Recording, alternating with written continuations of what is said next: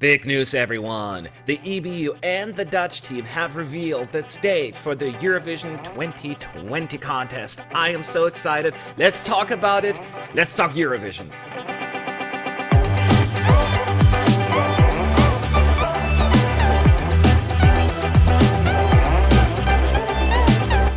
What's up, you fools? Matt, ESCunited, your favorite Eurovision channel, and yes, the official Eurovision.tv website has presented the new stage design for the Eurovision 2020 contest in Rotterdam, Netherlands. No surprise.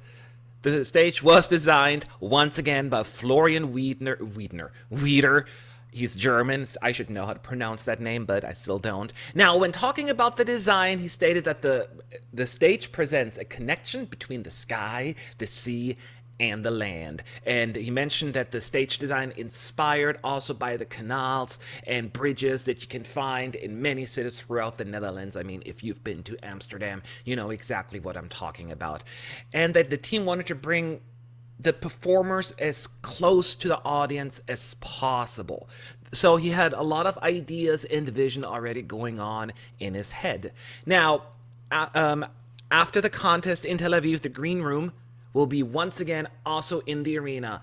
In Tel Aviv, they moved the green room to a different building due to, there was just not enough space in the arena. It was such a small place to begin with, and if they put the green room there would be another few thousand people unable to join the fun. But Ahoy Rotterdam is way bigger. Therefore, green room is returning to the actual arena, which is very exciting, and it's just a closer connection that you have between the audience and the actual acts. This year's executive supervisor Sietze Bakker also added that the design is innovative, modest, and functionally smart, so that they will be able to create 41 very different performances with a very different feel for each act that is taking part, because 41 countries are taking part, in case you don't know. Now, the same applies to like the opening act, the interval act, and of course the voting sequence. All of that stuff is taken into consideration. Now, as you can see in these pictures here, the stage is full with LED screens, lighting equipment, and that there's no doubt that there will be lots of pyro and firework effects at some point, right? Because it is Eurovision after all. So, as far as, again, Florian Wieder is concerned, he designed the stage for the past 3 Eurovision Song Contests, several editions of the MTV and Emmy Awards. He is very, very experienced. He knows what he's talking about. He was happy to say that the Dutch public broadcaster was open-minded enough and embraced his innovative design. I'm trying to think, he definitely created this stage in 2011 in Düsseldorf, Baku 2012, then Vienna 2015, Kiev 2017, Portugal, so Lisbon 2018, as well as last year in Tel Aviv. So a lot of them. Let me share my thoughts with you, actually. When I did the video for the slogan Open Up, I got like dislike, so many dislikes on the video because I was a little bit more critical of the slogan. It's not my favorite, but I opened up to it. Okay, that was a stupid pun. Anyway, today you can hit the like button because I love the staging. I love it very, very much. There are so many things that I like about it. First of all, it's a little bit more simplistic. Is that a fair word? It sounds kind of negative, but I mean that in a good way.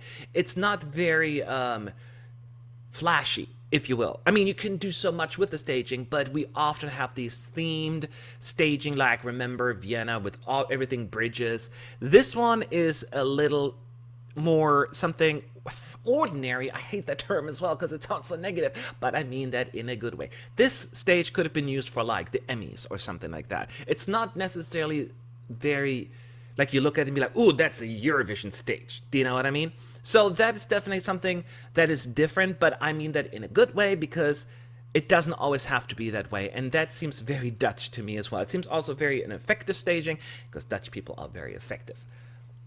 I really like it. I mean, look at these pictures. Imagine this at the very beginning, like as the hosts walk in or the song's about to start and the act walks on stage.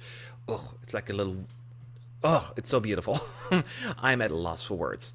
And this one I really like as well because you can see there is a little walkway and then there is like a bridge and then there's a little platform in the center.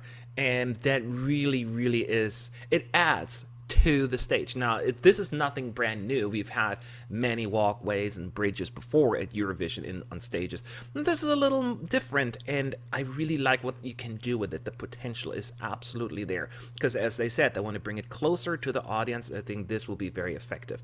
I always think of Portugal 2017. Remember when Salvador was just standing on some kind of platform, surrounded by all the people, all the fans in the arena, and it just created such a beautiful atmosphere. I just loved it, and they can take advantage of that right here, right now as well. Now, one thing I will also point out is that the stage itself was done separately from like the slogan or the actual logo that was revealed not too long ago. This seems like it's a little bit more disjointed. As I pointed out, I'm going back to Vienna where everything was bridges, or in Portugal it was all about the water theme, and Baku was all about fire, right? Here it is, the stage has nothing really to do, at least at first glance, with the theme or the logo. And I'm okay with that. It doesn't always have to be. It's really what you do with it. But this is something that really stood out to me. They really went with something, less obvious. And I'm okay with that. One of my friends, Jan, said, low ceiling LEDs are fluently and seamlessly incorporated with the LED wall, creating a sense of coziness and depth. I like that there is some kind of seamless transition, and it almost just creates a big room. It's going to be so much easier for the camera people to work with that as well. And when you walk into the arena, it's going to be like, whoa. Those who've been to the arena, you get that whoa feeling anyway, but I have a feeling it's going to be very whoa this time around. Now, the cool part about this one is the acts can take advantage of the LED screens. They can take advantage of these beautiful light. I mean, look at all the light effects that they have. It is so beautiful. It reminds me a little bit of the Duncan Lawrence performance, actually, where they had all these lights as well, and it just creates such a cool atmosphere and almost like a light ceiling or light walls that is just so cool. I'm really excited about that. And they have the opportunity here to create each act, each delegation, their own staging, make it stand out. There's still enough space. I don't just have to rely on that because the stage is big enough and they can bring props, and I'm just really excited. I think creativity here is at the forefront. Creativity and intimacy, it seems like they're the two themes of the year. There was a very interesting conversation as well. I cannot find it right now, but one of the folks, of course, said to Florian Wieder, I like your stage in 2015. It was so much better. And he said, no, it was different. He actually responded. And he made a very valid point, saying, you're only seeing a couple of pictures here right now. You see less than 10% of what the stage is capable of and what it can and will do. So withhold your judgment until you have seen the full thing. So at some point we get like this little demo thing that they put together, and that'll give you a little better of an idea of what they can do with the stage. And it's fair. We're all judging it right here, right now, so much when we haven't really seen it in action, and that is okay. I'm excited anyway. So looking at what I'm seeing right now, I'm really excited.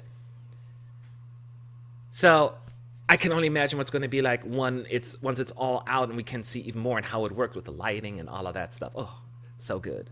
So I just took a quick glance at the announcement that the Eurovision Song Contest Twitter handle did and some of the responses of you fans, and let's scroll through some of them and talk about it.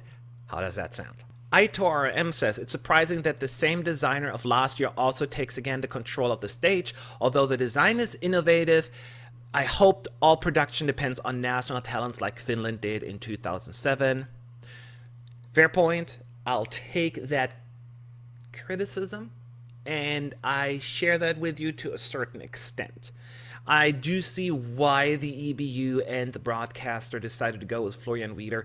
He has done it so many times, and he knows exactly what the EBU and the broadcaster are looking for, whether it's the camera angles and with the flow and other stuff. So he has a great understanding of the show, and that just helps. That just helps a lot. And I'm sure that a lot of people submitted their design, and ultimately, though, his was chosen because it was the best. I mean, I don't have any proof or evidence, but that would be my guess here right now. So, point taken, and I agree with the sentiment, but at the same time, I'm saying, why fix it if it's not broken? The common Eurofan girl says, bring the artist as close as possible to the audience, okay, but please increase the security or something because we don't want another Daniel, Jamala, or Suri stage invader moment. Holla! Sing it, child. I absolutely agree with that. You know, bring it closer to the fans also potentially leaves the opportunity for someone to climb over whatever they have to separate the stage or the platform from the audience. Usually the best thing you can do is, of course, have a barricade, but also elevate the stage a little bit more so you cannot just climb up easily. That is probably another option. I mean, you cannot be 20 feet up in the air, but something just to separate them. Security needs to be tight. This should never happen. I still don't understand how we had in Lisbon a guy running the stage with a backpack. I'm like, oh my God, security really messed up, and that was embarrassing. And we cannot have that. We just cannot have that. It takes out of the moment, and it's a risk. It's an unnecessary risk. So I hear you. So, dear Dutch folks, listen to this. Make sure that you know what you're doing. Have a nice barricade, something to make sure no one will climb onto that darn stage. And Mike says, no oversized flags in the audience. I hear you on that.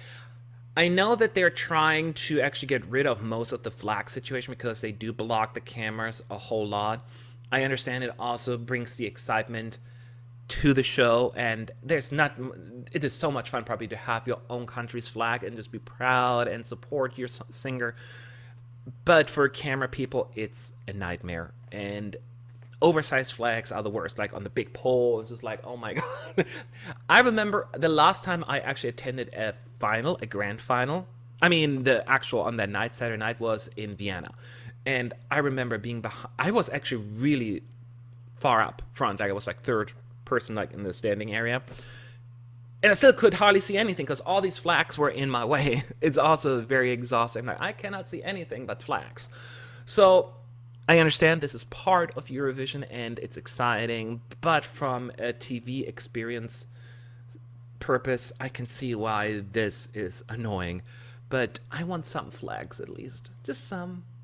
Other than that, I keep scrolling down there. There have been it's a lot of positivity about this staging. Usually, sorry to say, but the Eurovision community can often be very critical and judgy, right?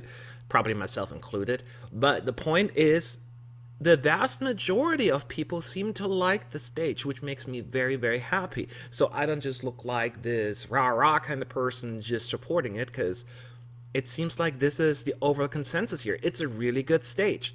So again, we have to wait and see how it's going to look like in May, or once we get a little bit more of an idea, like some kind of video. But job well done, Rotterdam.